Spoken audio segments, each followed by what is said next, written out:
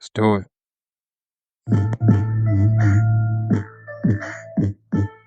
Lend me your ear. I got something you need to hear. Turn the volume up so it's loud and clear. A podcast where we talk about politics and culture, unscripted, no limits. Like a 504 soldier, we're not pretenders, ain't no agendas. Our only plan is to keep it 100 and do it for the fam. Yeah. What up, what up, what up? What's going on? 6 Mil, keeping it trill. It's your boy KG. Welcome to episode 9 of For the Fam podcast. 9 episodes in, brother. How you feeling today? Good. Voice a little raspy, but I get through it. Yep. That's what's up, man. Other than that, you all right? Yeah, man, I can't complain. You know, weather kind of gloomy here today, but just relaxing. All right. Work treating you all right? Oh, yeah. You know, them late nights starting to slow down. That coming home at 2:30, 3 o'clock in the morning is for the birds. Lord have mercy. I don't know how you do it, brother. I ain't even gonna front. Then having to get right back up and good thing is with this job, if I don't want to leave the house until 10 in the morning, I don't have to. Now, if I still had to come home 3 in the morning, getting up at 6 or 4, 4:30, 5 o'clock like I used to, nah. No, I feel you. All right, man. So what you want to get into today, bro? So we're going to talk about what it means to be black. All right. Just exploring all different options on, the different types of people of color around the world. And I mean, honestly, how we basically discriminate against ourselves a lot in this country. In what way? You know, about being a certain way. You know, if you don't behave this way, you're not black. You're not black enough. Not black enough. You know, me myself being a high yellow brother, you know, I've heard it plenty of times over the years or you can just tell when people don't rock with you. I don't know if that's because, you know, you light skin or whatnot, and I've had people in my own family. You know, it's funny you say that because when we were children, I was the one who got picked on for being a dark-skinned brother. Mm-hmm. Light skin was the thing. Everybody wanted to be light-skinned when we were kids. Nobody wanted to be dark-skinned. And it's funny how those tables have turned now, and it's like dark is in. Trends, man, trends. Mm-hmm. Either way, it doesn't matter, not one bit in the big scope of things, right? I mean, because when you walk into a room, the first thing they gonna see is that you black. Mm-hmm. Before you open your mouth, before you do anything, the first thing they gonna say is, who's the black guy? And you know what's crazy with that? Is there's so many people that hear you say that and would disagree with you. But the reality is the reality. What's the disagreement, though? Well, now I'm talking about like there's a lot of white folks that would disagree. No, we don't do that. Because they're People dishonest, though. Right. or just blind. So I'm glad you said that, because I think when people say that they are colorblind, it's like the biggest cop out. It's like, no, you're not. I'm colorblind. I don't see race. Yes, you do. We all do. And to me, it's just you trying to. And you're supposed to. You're supposed to, right? You're already trying to placate your racism by saying that you're colorblind. And it's just like, no, stop it. You do see race. You see that I'm black. Knock it off. And I want you to see it. Right. I want you to see the difference in cultures. I want you to celebrate those different cultures. You know, when you decide to take your family to a Mexican restaurant, you can't sit there and tell, well, I don't see race. Right. You're sitting in a Mexican restaurant, eating Mexican food. Right. Or Tex-Mex, depending on where you are. For sure. You're either eating authentic or you're eating I was about to say most Tex-Mex. of it is probably Tex-Mex. But it's just like, it's okay. Mm-hmm. It's okay that you see that I'm black. Like you said, I want you to see that I'm black. I think if you start going down this path of I'm colorblind, then you can't recognize the struggles that other races have. because you're, air quotes, colorblind. Mm-hmm. So you can't relate to any struggle that I have, you think is in my head or I'm making it up because you're colorblind and you can't relate to it. And I'm not trying to be funny when I say this. Being colorblind is how you get people like Tim Scott. It's how you get people like, what's their names? Byron Donalds. Well, no, the twins. The Hodge twins? Yeah. Oh my God. It's how you get cats like that where they feel so accepted into something. I don't even want to talk about them dudes. That'll be a whole nother episode within itself if I started to go down the path about those dudes. But it's like we as Black people, we sort of expect ourselves to be monoliths. We get angry when other people stereotype us, but then we get picked on for not fitting into the stereotype. It's so crazy to me. Keep it real. You ain't real. Like you were saying, you ain't Black enough. But wait a minute, but what does that mean? Mm-hmm. I don't know what it means. You know what I'm saying? I got one for you. When we celebrate the reasons why the area we come from are famous or known outside of where we grew up. Think of the 90s. There's a city that's right next to us that was very famous for something. Oh man, we the murder capital. You proud of that? Right. No, I feel you, bro. You know, and we've had this discussion before, but think about it like this, and maybe this doesn't just apply to Black kids, but you know, when you're a teenager, that's the only time in your life when it's acceptable to be dumb. It makes no sense to me. You're a nerd. You like to study. You get good grades. So I'm supposed to be dumb? Then you're missing the whole point. We're here to learn. It's made to feel like if you're smart, then you can't be something else. Like you can only be, like you said right before we started, we put ourselves in categories. Mm-hmm. Well, if you're smart, that means you can't be cool. Mm-hmm. And it went, and keep in mind, there were movies. Remember, I want to say Nick Cannon and Christina Milian, the Can't Buy Me Love Can't Buy Me remake. Okay. Basic. But think about that. Yeah. So he couldn't be cool because he was smart or he Right. didn't have, you know, this or that. I understand it's just movies. I get it. But No, sure. That's real life. Sure. Stuff like I mean, even the Urkel had to take the potion to turn into Stefan to be cool. And it's just like, no, bro, just be yourself. Mm-hmm. Like, just be yourself, bro. It's so, and don't get me wrong, the Urkel character had its own issues. Not one of my favorite characters when we look back through history, but at the same time, it's just like, bro, it's okay to be you. Mm-hmm. Do you? You know what I'm saying? Who's to say that a Black nerd is less Black than a Black rapper? No, you're all Black. Who's to say someone like Neil deGrasse Tyson, who's the smartest or one of the smartest people on this planet, is less Black than, you know, somebody else who, and it's just like, why can't it just be both? Because the same thing, when he walks into a room, well, maybe not now, but before he became famous Neil deGrasse Tyson, when he walks in a room, the first thing they see is, who's the Black guy? He's Black just like us. And it's like, we should not pick on, ridicule, ostracize people because they're different. You got to be the first.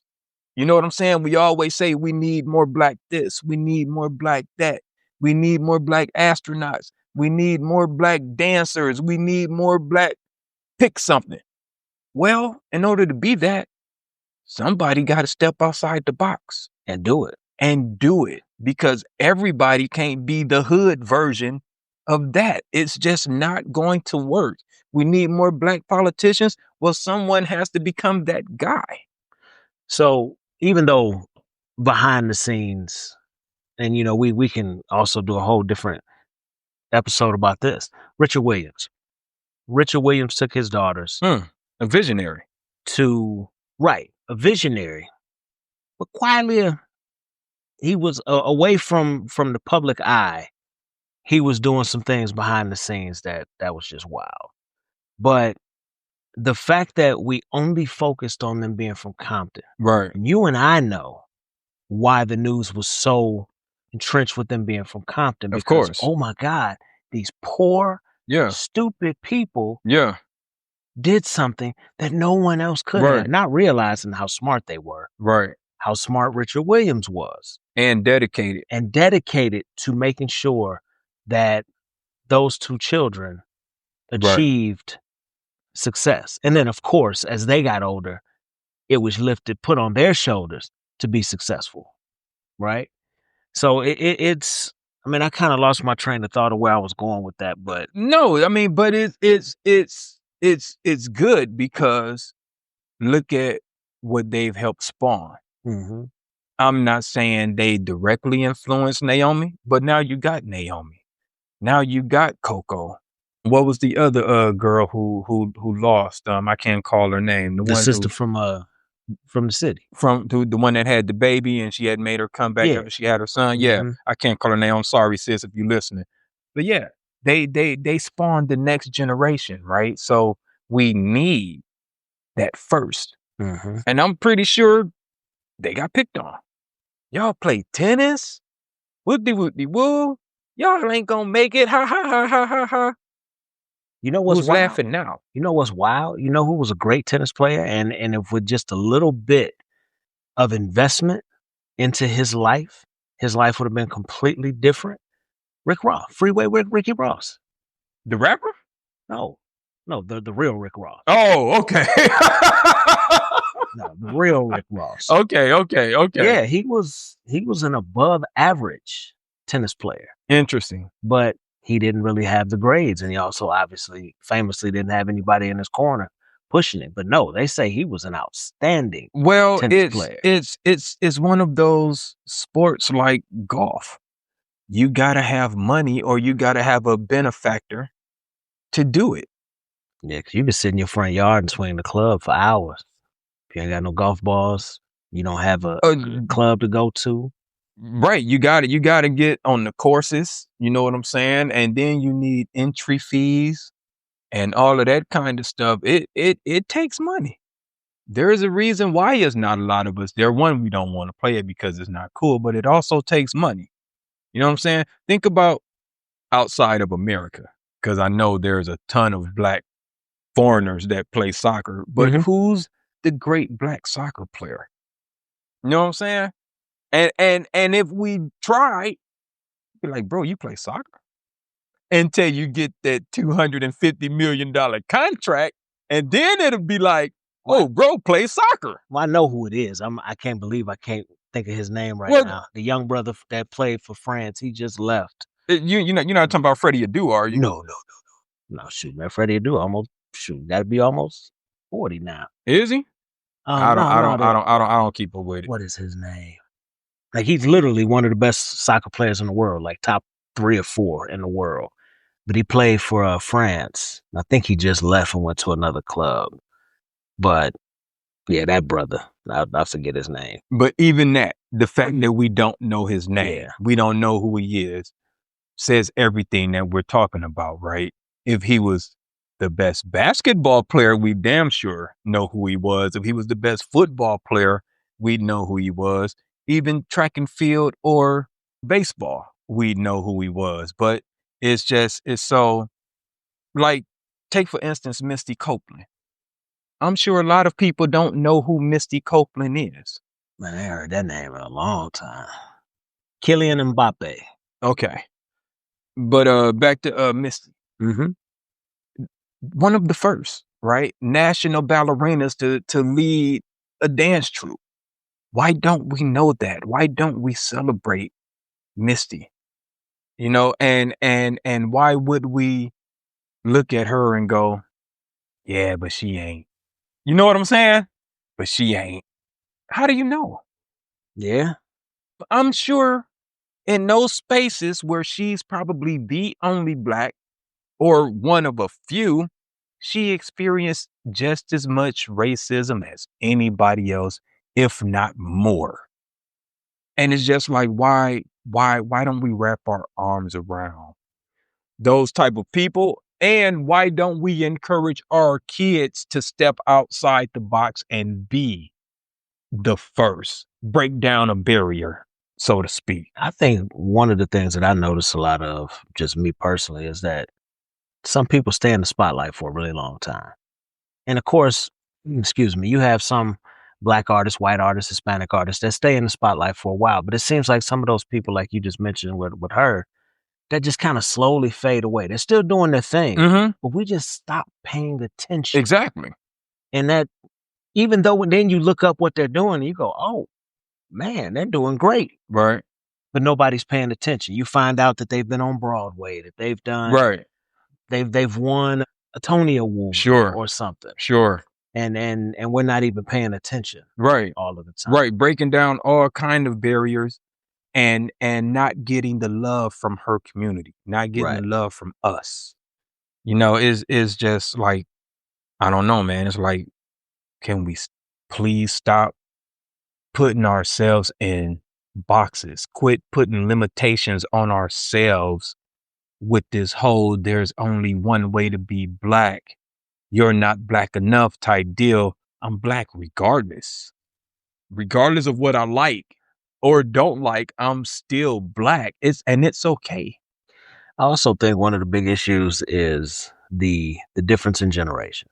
Like certain generations focus on certain things, and when the new generation comes up, because we do it, Lord knows we do it. Like we see things that our kids do, and we're like, yo, oh, for sure, we would have never done that. Oh, absolutely, we would have never done this. And then it makes you think about our parents, but of course, our parents were coming off of the civil rights era, so obviously they were going to have critiques about us. Right. But what has changed? I mean, our generation focused on a lot of self-expression. This generation focuses on a lot of self-expression. But I think one of the issues that I have in our community, I think everybody focused on self-expression, but it was like they all went to the same school. Hey, let's all look alike. There's no individuality. Well, everybody looks the same. Yeah. Think about hip hop and what it's devolved, because I don't want to say it evolved. No, it is devolved the last 15, what it's devolved into. All the rappers damn near sound the same. And it's crazy how when we were teenagers in the 90s, we had conscious rappers. You got ran out of the business if you sounded like somebody else. There was that. You definitely couldn't. You had to have your own unique style, your own unique sound. But how the gangster rap basically ran the conscious rappers out of the industry. And it's just like, why wasn't there room for both? Now we know why there wasn't room for both. That's a different story, a different topic. But it's like, why did the record companies push this on our community? And this is the way you have to be, while the conscious rappers who was saying something positive, who was talking about Black power and uplifting Black people, why they got phased out of the rap game. You know what I'm saying? And then it got to the point where if you tried to be a conscious rapper, one, you didn't get sales, and then you were considered corny. You were lame. And it's just like, no, why? Because I don't want to kill 20 N-words in my song? Lame? Because I'm saying go study? Because I want to talk about Mansa Musa? I'm lame? Come on, man. Knock it off. It's like, it should be space for all of that. You know what I'm saying? If you want to be that dude that need 20 people to get, that's cool. If that's what you like, that's cool. I'm not telling you not to listen to it. I'm not telling you not to be that. But at the same time, if I don't want to hear that, does that make me any less real? Does that make me any less Black because I don't want to hear about 20 dudes getting killed in my song? Think about this too. Hip hop is one of the only genres where you're just hip hop. Everything is devolved together. There's no adult. There's no soft rock. There's no hard rock. There's no heavy metal. It's just, we're just gonna put y'all all into one group. Whereas because my ears still work pretty well. When you got people like Nas, still better than 90% of the young rappers out there. Right. Method Man dropping random freestyles that sound better than anything you've heard in the last 15 to 20 years. But yet, people like The Game, back when on his second album, was talking about rappers still being 36 rapping. Right. Here he is at 43, 44, still touring the world, still rapping. What's wrong with people like maybe the Wu-Tang Clan in 5 years when they're in their late 50s? I mean, Dre still do it. Right. That they can't go out and tour the world. Right. The Rolling Stones still tour. So, and I know I've mentioned this to you once before. One of the things that the difference between our generation of music and the younger generation, Eric Sermon was on with Willie D some months back. He was performing in Houston, and he said, I have music that I made 30 plus years ago that I can get on stage tonight, rap, and everybody in the crowd is rapping. I can do that same show 15 years from now and get the same reaction. And he mentioned a couple of younger up-and-coming rappers, specifically one from St. Louis, who he was like, she's going to have adult kids one day. And at 45, she's not going to get up on stage talking about the stuff that she was talking about. It's not going to span decades. Right. I was listening to You Guys to Shill, and I said it like they say it, like 3 days ago. That And came out when we were 13. Yeah, it was banging. I already know. 13. Banging. Yeah. And it still Yeah. gets heavy rotation. Yeah. On Without a Apple doubt. Music. Without a doubt. We over on this segment, but I just really quickly, I just want to say this. Also something about us. And I could be wrong on this, but it seems like we're the only group of people who encourages others not to vote. I don't know for a fact, but I don't think white people tell other white people not to vote. I don't think Hispanics tell other Hispanics not to vote. But black people, quick to tell you, man, they ain't voting, man. Forget that. Why you vote, bro? Famous black folk. It doesn't make sense to me. How are we supposed to advance? How are we supposed to fight? We're literally relinquishing our power by not participating in voting. You want to know why policies don't cater to us? Because you don't vote. And they know you're not going to, so they're not going to make their policies adapt to you. Us not voting is very apparent with all the nonsense we're going through right now. It just baffles me that we will be like, man, don't vote. Why you going to vote, man? I don't vote. I ain't wasting my time with that. Man, she locked up all them black people. Oh my God. As if they didn't commit crimes. As if any of that nonsense that they were spewing was actually true. Right. Because it wasn't. But even if it was, it's her job. I can't believe the prosecutor locked up somebody. Right. What? It's her job. Instead of you being mad at the person that committed the crime, you mad at the prosecutor for doing what she is paid to do. But again, we're also some of the same people that'll watch somebody mow down 20 people and then get t-shirts that say free my dog on it the next day. That's a whole different conversation. Yeah. Like I was saying, y'all, we went over a little bit on this segment, but it's all good. We gonna keep it rolling. So now we gonna roll into some current events. You want to take us there, brother? I do, but let me, cause it's interesting. So I came across a story on Instagram. A guy was talking about it. You ever heard the name Marion Stokes? No. So Marion Stokes is a former journalist and a librarian. Okay. And in 1977, and like this is I'm only bringing this up in current events because when I get to the end, it's still going on today.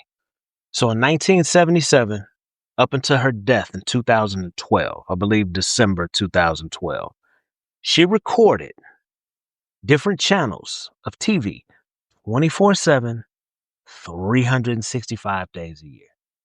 Because she felt back then that the technology would take over and people who were smarter than that generation will twist the narrative of historical events. Mm. So there are pictures. You can look them up online. There are pictures of like a dresser of stacks and stacks of VCRs. Oh, wow. Where she was recording different channels. She ended up rotating her entire life around those 8-hour periods because, you know, those VHS and betas only did 8 hours. So she, from 77 to 2012, now when she got older and got sick, she hired an assistant to help, but she never missed changing those tapes. So there would be maybe a 20-second delay in certain videos because, you know, she had to take it out, put a new one in. Sure. So when it was all said and done, her apartment was full of them.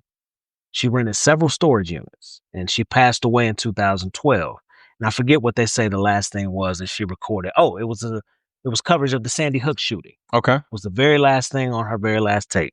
71,000 tapes. When she passed, her son ended up donating everything to the Internet Archive, which is one of the only companies still trying to keep everything free and public to everyone. So they're digitizing everything. 6 shipping containers and $16,000 to ship them across the country to their headquarters in San Francisco. Okay. It's still going on today. They're still digitizing her tapes from 2000. She passed to 2012. Right. They're still digitizing everything in 2025. Yeah. But the reason it was so interesting to me is because of the people that talked to her said that the reason she was doing it is because she felt the shift after the 60s.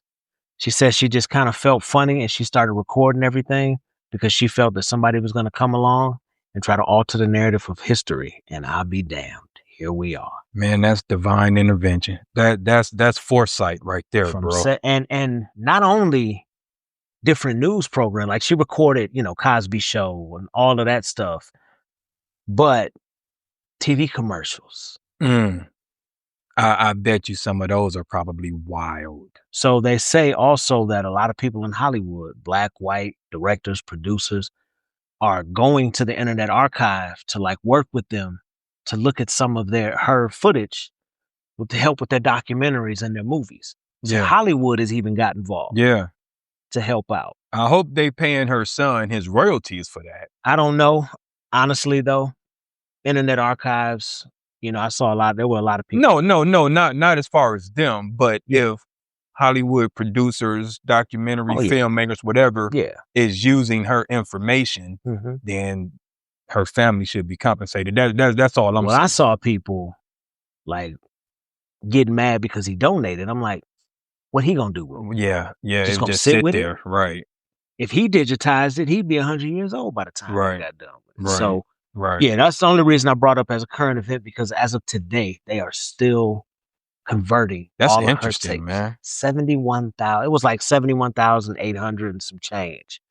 No, that's interesting. I like that actually. I mean, of course, I'm weird anyway, but I like stuff like that, man. I mean, that's a lot of information, a lot of knowledge, and a lot of money spent on VHS and beta. Yeah, and to preserve those things, you know what I'm saying, in their original form. Yeah, I get it. I get the mission. I get it 100%. That's all you got for your current event? That's all I got. All right, well, I want to spend the next couple of minutes discussing the young Nazis and their tweet, group chat, whatever you want to call it, they got exposed. But they're kids, man. That's first. First and foremost, these are not kids. All of them are over 18. Some of them as old as 40.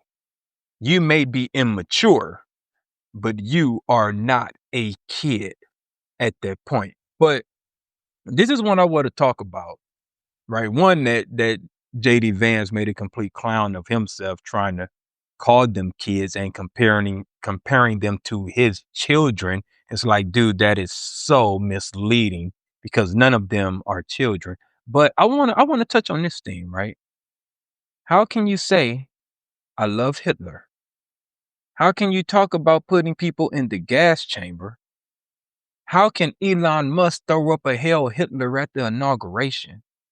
How come a Republican just got caught with an altered American flag to include the swastika in the middle of the flag? Which was not an optical illusion. It was what it was. That is what it was. How can you do all of these things and then say, don't call us Nazis? What in God's green earth are you talking about? You're a effing Nazi. If you love Hitler, you're a Nazi. If you infuse the American flag with a swastika, you're a Nazi. If you make excuses for the guy who did the Heil Hitler at the inauguration, you're a Nazi. Knock it off with all of this. Stop calling us Nazis. Stop calling us fascists. You're that. You're that. You're all of that. Stop trying to gaslight us.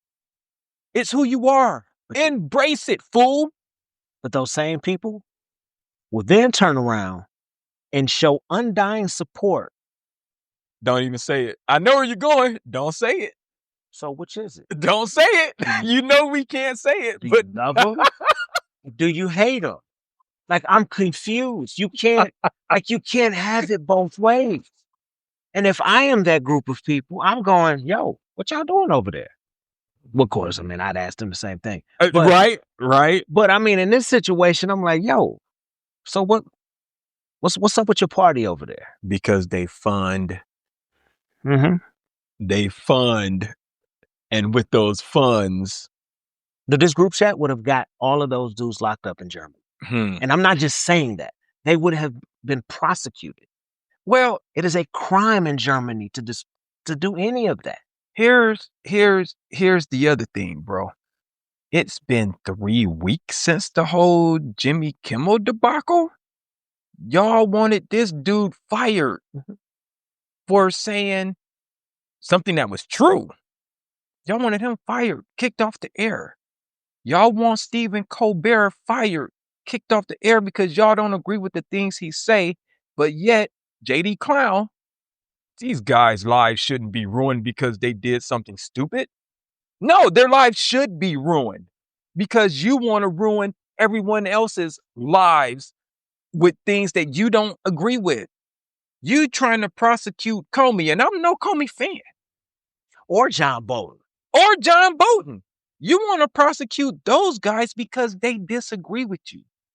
You want to ruin their lives. You want to put these dudes in jail because they disagree with you. You trying to prosecute Tish James because she did her job. She didn't falsify any documents. You were found liable. You were found guilty. And now you're like, how dare you find me guilty? How dare you hold me accountable? But these dudes don't ruin their lives. This is just some guys just, saying some bad things, but their lives shouldn't be ruined. Their lives should 100% be ruined. These guys should have no business holding public office. No. If you have racist views like this, what do you think your policies would be? Project 2025? Oh, I said the quiet part out loud. Oh my goodness. Because eventually some of those people will try to run for, congressmen and whatnot. Of course. Everybody in your district is not a Republican. Of course. So you can't be the congressman of some people, or the president of some people. Well, this idiots seem to think so. Yeah. Oh, did you know that there's a dinner tonight in Florida? For? Well, what are we at? Day 17 or 18 of the shutdown? Something like that. So let's just say 17. So on day 17 of the shutdown, there is a $1 million per plate fundraiser at Mar-a-Lago tonight. Oh my goodness. See, this is tonight. Probably gonna start here in about 10 minutes. This is where I feel like, okay, I get it. You want people to keep their health care. I get that, and that's noble. But man, every day you should just be on TV talking about the corruption. Every time they mention Epstein, talk about the corruption. Every time they mention anything, talk about the corruption because it's all just pure corruption. It's someone getting paid in the end. It's all just and Monuments Clause, what's that? This guy has nuked that. Just talk about the corruption.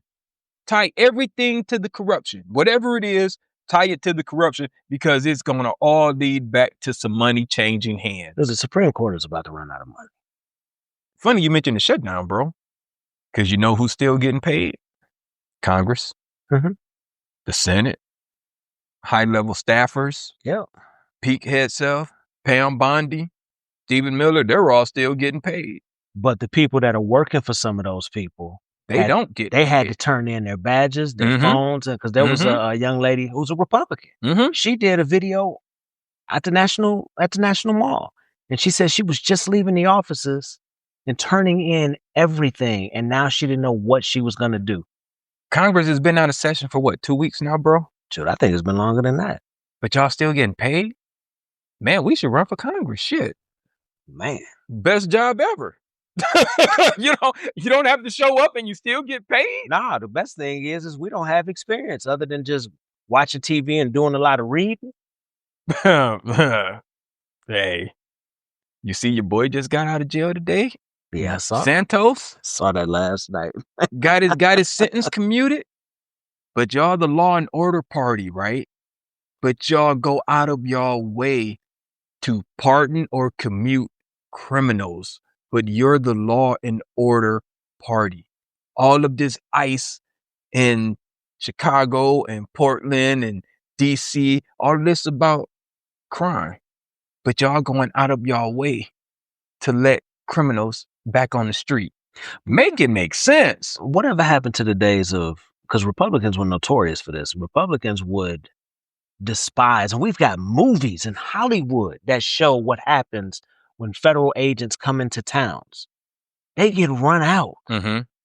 They've always talked about, government overreach. The FBI shouldn't be sent there. This person shouldn't be sent there. But it's so funny to me that now they welcome it because they're in power. As much as I hate to say these words with he is, and I'm not just saying it to be funny. Like, he is their Lord and Savior.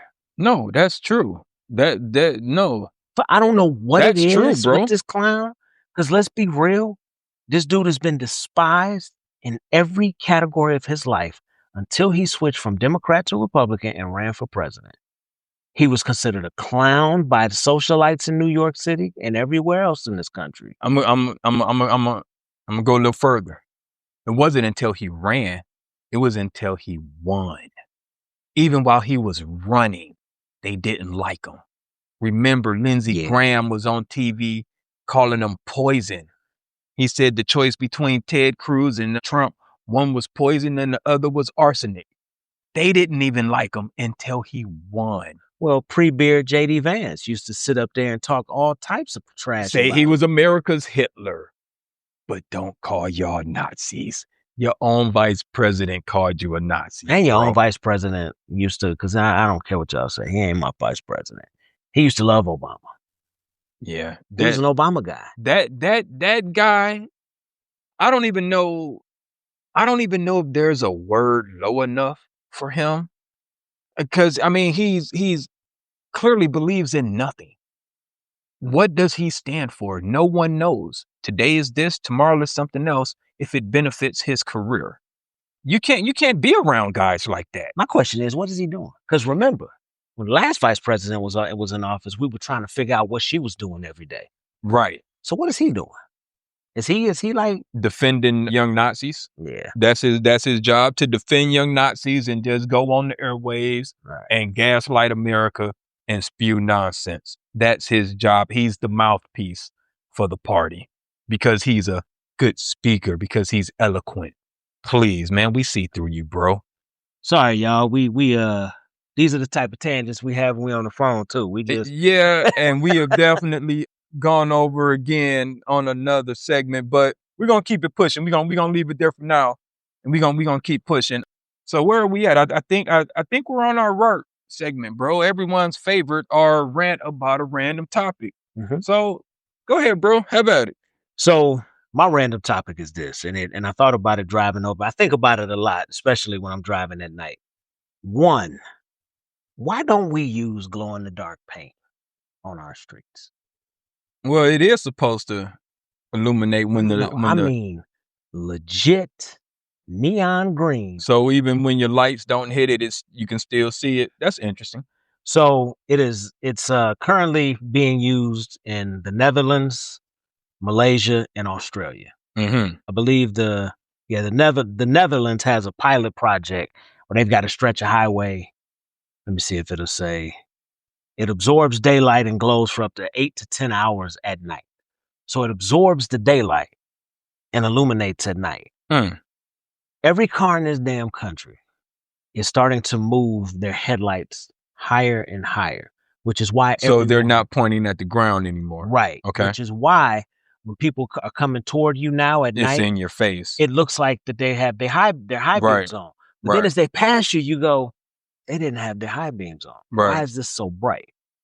This would help in so many ways. Because as much driving as I do at night, especially out on the north side of Indy, where some of those 2-lane roads is not that bright, having that, because if a car is coming at you on those 2-lane roads up there, you can't see anything. You just hold the wheel and hope that you stay straight. Yeah. So, like, one of my that's one of my biggest issues is I don't understand why we won't use this, like pilot programs. Like, pick a stretch of highway in New York or LA, Chicago, try it out, Miami, try it out. I'm sure it'll cut down on some of the need for, especially when you're on 65 North headed back home. There's certain parts outside of Lafayette where it's just pitch black. Sure. And with that paint on the roads, I just think that it would help out a lot. Well, I'm gonna piggyback on that since we're talking about highways and highway safety. You know what I've always wondered is why in the hell don't they have 6-foot fences to keep the wildlife off the highway? I know that would be expensive. I know some of that isn't their land, but it's just like, why do you just let them roam free? Eventually, it's going to be an accident. I've never understood why, and I know that deer can jump a 6-foot fence, but 9 times out of 10, they're not going to. You know, it's like, why especially like you said, the dark country roads or whatnot, there should definitely be some type of barrier between the forest and the highway to keep the wildlife contained. If we're talking about safety, you know what I'm saying? And I mean, it is not just tearing up your car, but it could save a life or two. That's always been like this seems like a really simple solution. Why won't they do it? But that's just me. I mean, who knows? Like I said, maybe it got something to do with eminent domain and all of that kind of stuff. So there are several states. Some states have it, that have the wildlife crossings where they build the bridges, and over the top of the bridges is vegetation, so grass and whatnot. So I wish I would have had the states, but yeah, there are several states where there are actual bridges for wildlife to walk across, and they're going to be more attracted to where the grass is to just walk across the bridge. I mean, granted, you're still going to have deer trampling across the highway, but they actually do exist. Interesting.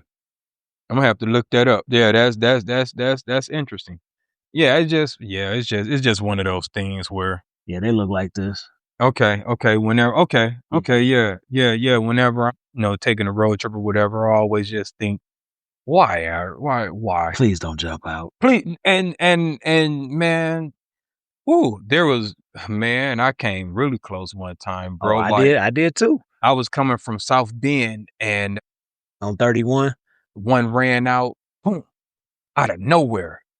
I seen him move down the road a couple 100 feet, another one ran. I'm just like, geez, oh Pete, what are we doing here? When I lived in Bloomington, and I think I told you that night I was coming back home real late, and I got off on the highway where you can, when you're headed towards Bloomington, but you can get off on that bridge, and man, that fool just jumped right across the highway, about 10 feet in front of me. Crazy. And then, of course, he used to come out the house going to work at like 5 a.m, and they would just be roaming around where our townhome was, because on both sides of that townhome was a bunch of trees. Yeah. And it was nothing to open the door, and they'd just be walking in the street. Bro, I see them back here all the time. Mm-hmm. I mean, like, I've actually looked out this patio window and seen one, like, basically at my fence. And the fence probably the only thing from keeping him being in my yard. And I know he can jump it when he wants to, but probably ain't gonna. Yeah. If he don't see anything he wants over here, he not gonna jump. Yes, exactly. So yeah, it's crazy, bro. It's what your boys say on Get Out. They're a nuisance. Oh yeah. I feel the exact same way. They're a nuisance. And I'm not a hunter, guys. I'm not a hunter, and I don't believe in killing animals for sport. But something has to be done to keep these jokers off of the highways. To me is just a safety issue. That's my work for this week, guys. So now we're going to move on to 5 on the black hand side. What movie would you like to talk about today, bro? Want to do talk about I'm Gonna Get You Sucka. Let's do it. I'm Gonna Get You Sucka. I'm Gonna Get You Sucka came out what? 88? 88. Starring Keenan Ivory Wayans, Bernie Casey, Jim Brown, Isaac Hayes, Antonio Fargas. That's the one I couldn't think of. Antonio Fargas, Steve James, God rest his soul. Janet Dubois. Oh, what's old girl from a different world? Why can't I call her? Dawn Lewis. Kadeem Hardison, Damon Wayans. Wow, Chris Rock had a cameo in it. Just David Allen Greer. Robin Harris. Sparked so many careers. And uncredited, Hammond, Indiana's own. Go for it. Bobby Martis. Go for it, bro. My people.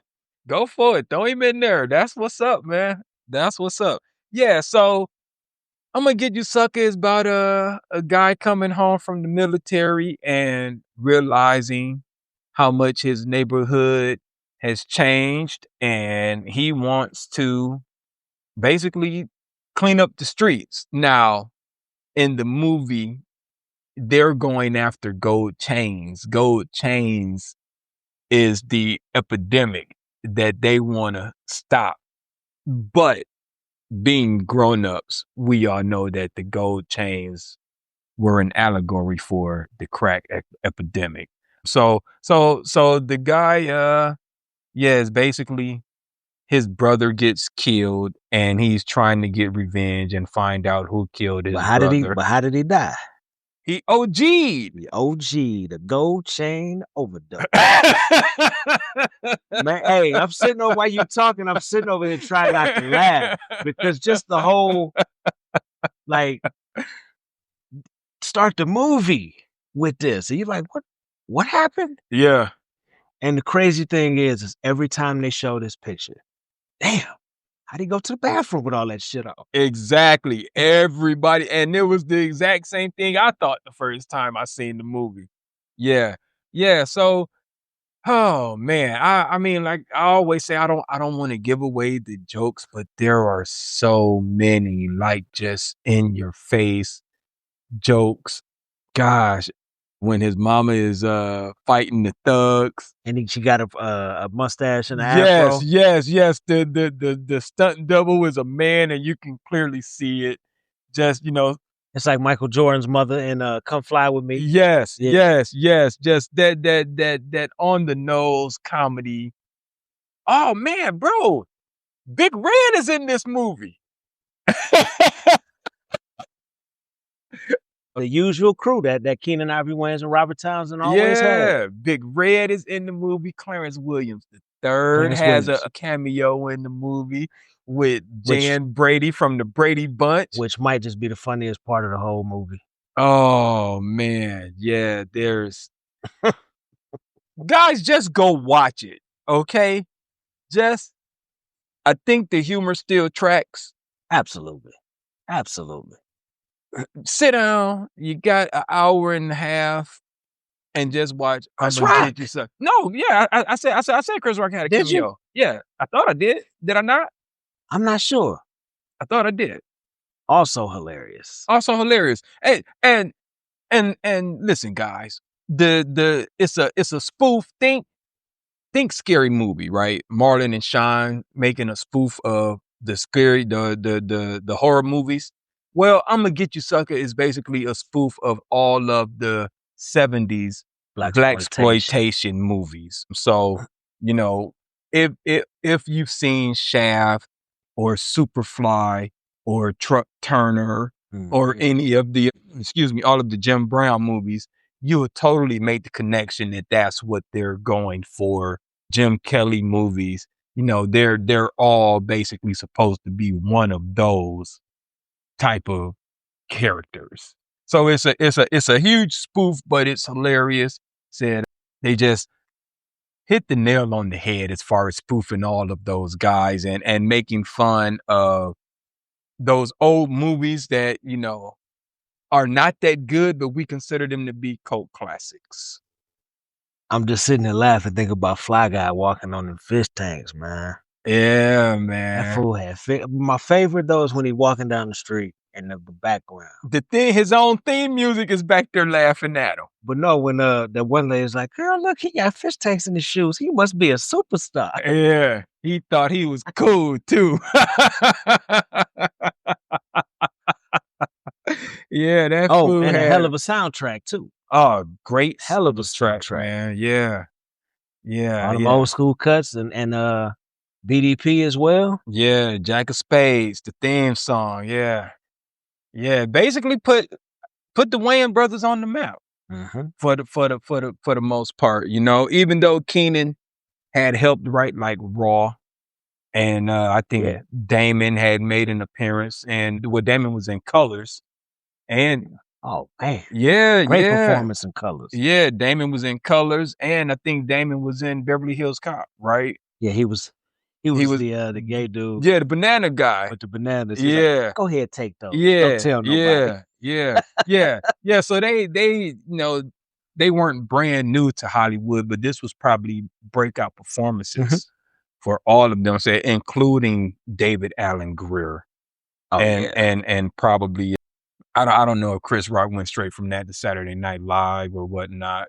But that whole crew, because those same dudes were in everything back then. Yeah. That they looked out for each other. 12 to 24 month period. Hollywood Shuffle 87. I'm gonna get you Sucka 88. And both of those and growing up, those were classic. And then In Living Color came not long after that. A couple years later. Yeah. So they definitely looked out for each other, which is exactly what you're supposed to do. If one of us get on, all of us getting on, and not just coming along for the ride. You're gonna have to do something. You know what I'm saying? You're gonna have to earn your keep. But I'm gonna open some doors for you. You come in here with me, and then it's up to you after that. I'm gonna get you in the door. How you do it after that is up to you. Whether you succeed or fail, that's up to you. But I'm gonna get you in the door.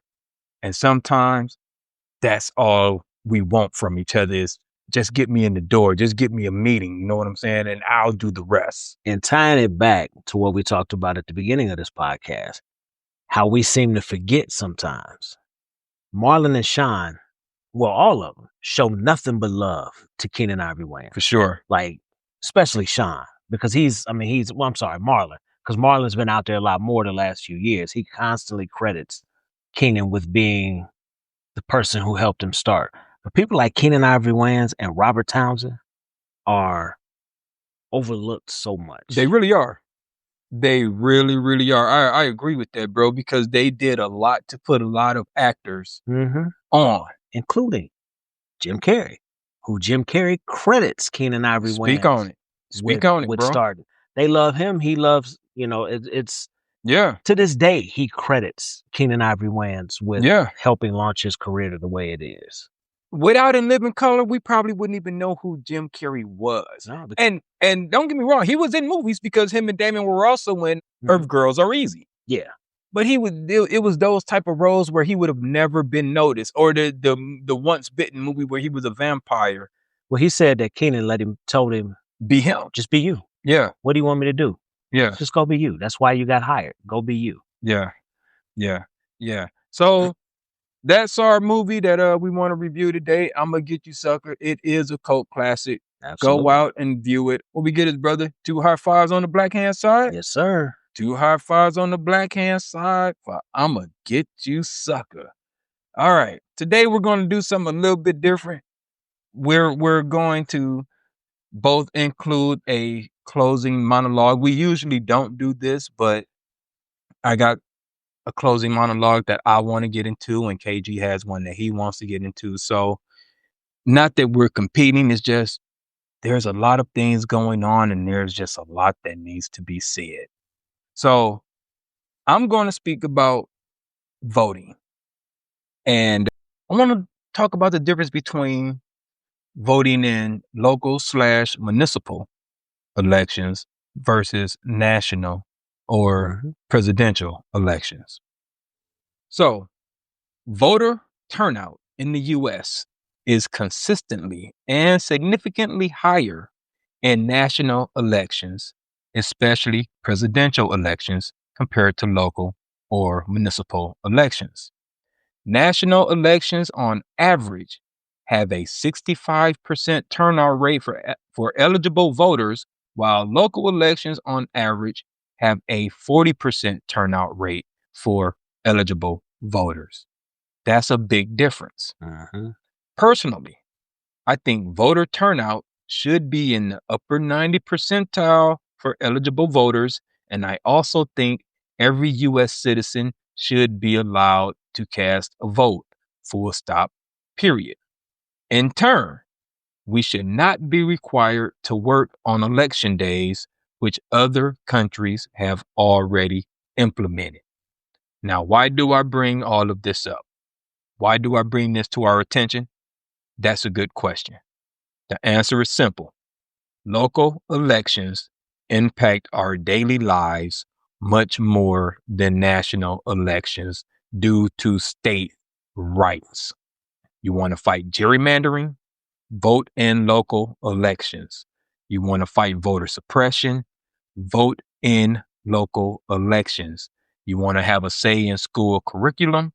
Vote in local elections. Vote for your school board. Case in point, if you are going to sit out an election, which I don't condone, it should be national elections. We can't affect the game if we choose not to play. Go ahead, brother. The floor is yours. So I'm going to actually,